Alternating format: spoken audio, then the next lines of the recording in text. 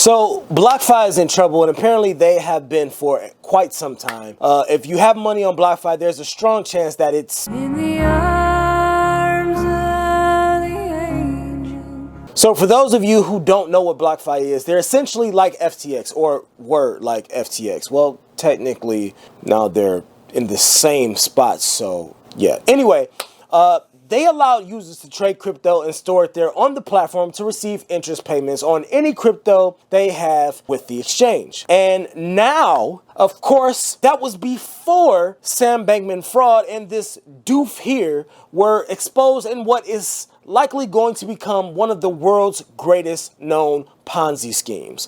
This documentary is going to be legendary, by the way. But BlockFi is another well-known crypto exchange that millions of people have invested in. And as of November 10th, they released a statement to address all of their clients that basically said in layman's terms, look, we're scared shitless. We had a partnership with FTX. They were lending us money. That money is likely now gone. We've contacted lawyers and we're stopping all trading, exchanges, and withdrawals because we don't know what the hell is about to happen. Send help. Help me. Help me. That was essentially the message. And you know, there's just so much uncertainty here. And mind you, experts are saying that there is still a 2023 recession looming over our heads off in the distance next year. And this is yet another major hit to investors who are likely shit out of luck with their crypto investments. And what's interesting is that all of the major content creators, in the midst of taking the FTX hit to their credibility, are still making terrible decisions. Andrei Jikh, come on down, bro. Honestly, when the guy first started out, I was a fan of him, and I'm not ashamed to admit that. In fact, he was one of the main influencers that got me into dividend investing. Before I really started doing my homework on investing, he was younger. He was flashy with his magic tricks and incorporating them into his finance videos. I thought he was charismatic in a nerdy type of way, but just entertaining, right? And he seemed like he was just an overall good dude. And we fast forward to today, and just 6 days ago, at the end of his video, he's promoting BlockFi still. 6 days ago. Smash the like button, subscribe if you haven't already. Don't forget to grab up to $250 worth of free Bitcoin right here. Please don't forget to move it offline onto a cold storage wallet like a Ledger. Links are all down below. Now, he eventually released another video saying he was going to take down his BlockFi links and wouldn't be including them in any future content. But here we have another situation where the damage is pretty much done already, right? So for kicks, I went onto YouTube and typed in the words, BlockFi is in trouble. And do you want to know what I found? I found videos that dated back as far as 4 to 6 months ago that were put out warning people about a potential BlockFi collapse. And if I really dedicated some time to it, I'm sure I could find more that went back even further than that. But my point is simply, that took me all of 30 seconds to run into some damning information about BlockFi. And when people use the term due diligence and the lack thereof by these mega influencer channels, this is exactly what the hell they mean. Not even 6 days ago, within the last 3 videos put out by Andrei Jikh, there's an affiliate promotion telling people to sign up through his links. There's no due diligence being done by the biggest influencers in the finance space. And this is a prime example of what people in the finance community are angry about.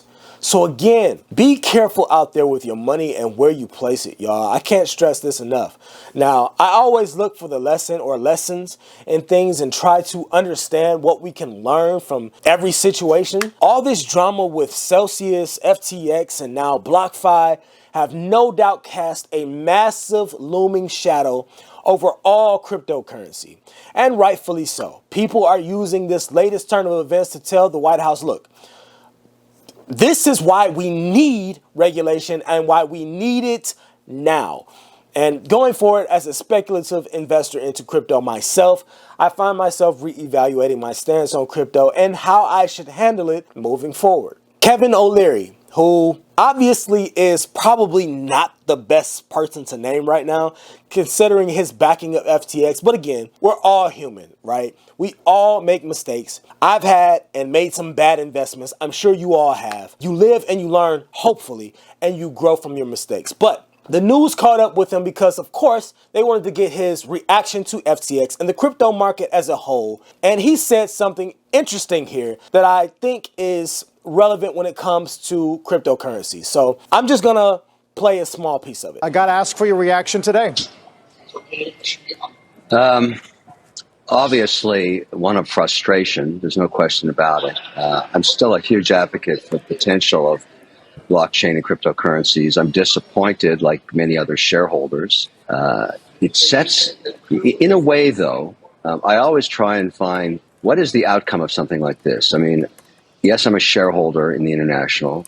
That's a zero. It's not the first time I've made a bad investment, probably not the last time, but luckily I make more good ones than bad ones, and I learn from my mistakes. What's going to happen now is there won't be another situation like this for institutional investors ever again. We're simply not going to put capital to work until this stuff gets regulated. This is the bottom of the crypto market. A massive player goes to zero, and now you build from the ashes. That's the upside. I am still going to invest in crypto. I lost money in the accounts there. They have a gate on them now. It doesn't stop me from buying more, and I'm going to do just that. I'm going to take advantage of the fact that most of these currencies and tokens and coins have absolutely been beaten into the ground as a result of this, and probably a buying opportunity. That's the way I look at it. So he's essentially saying the same thing I said in my video the other day, that he doesn't believe this is the end of crypto, right?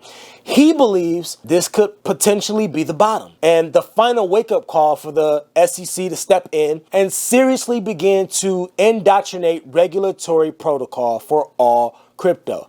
And I'm not telling you all to go out and buy a bunch of crypto right now or throw your money at anything in the crypto space. I don't have anything to sell you. But if you are one of the ones that believe in cryptocurrency and that it has a future and that it has intrinsic value in the future as an asset, then this could possibly be a bottoming point. When everything has been utterly destroyed in the crypto space and left on the side of the road for dead, this could potentially be where you pull over and decide to scrape some of that crypto off the ground and throw it into your trunk. You take it home, you clean it up, you polish it off, and see if it has any value left in it. But you be the judge and jury. I personally believe in crypto, particularly Bitcoin and Ethereum. Among some others, I believe they will be around for quite some time. But again, these are my thoughts. As always, you're welcome to leave yours in the comments, and remember to invest diligently, but more importantly, invest responsibly. Later. And I got no place to go.